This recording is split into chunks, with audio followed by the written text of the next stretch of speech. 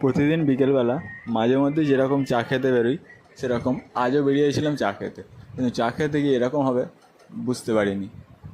আমরা যখন আন্দুলে ছিলাম, মানে আন্দুলটি যখন ক্রস করে যেখানে চা খেতে যাই সেদিকে যখন যাচ্ছিলাম, গিয়ে দেখছিলাম যে মোটামুটি প্রায় রাস্তাটা ভিড়ভাড় লাগছে।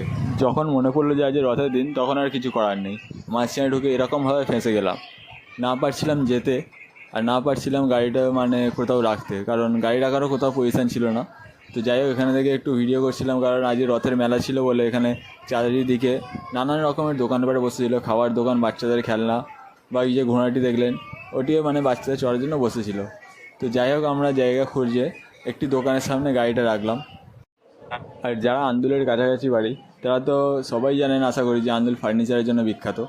তারপরে আবার এই রথের মেলার চাপ, তো সেই জন্য গাড়ি রাখার পজিশন পাচ্ছিলাম না। আর এখানে একটি মেলাও বসেছে, এখানে বাচ্চাদের জন্য নানান ধরনের অ্যাক্টিভিটি বসেছে, বাচ্চাদের জিনিস, চড়ার জিনিস, সব কিছু এখানে বসেছে।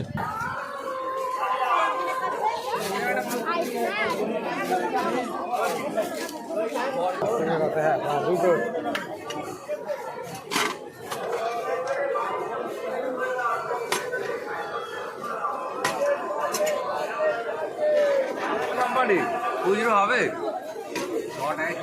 আচ্ছা, এক কাজ করো, আমি খুচরো করে 2 টাকা দিচ্ছি, 4 টাকা রাখো। আমি একসাথে যাবো, পয়সা রয়েছে আমার, 2 টাকা দেবো। তারপর চাটি খেয়ে রথ আসার আগেই, তার আগেই আমরা বেরিয়ে পড়লাম, কারণ রথটি হলে রথের পিছনে অনেক মানুষের ভিড় থাকবে। তো সেই জন্যে রথ আসার আগে আমরা তার আগে তাড়াতাড়ি করে বেরিয়ে পড়লাম।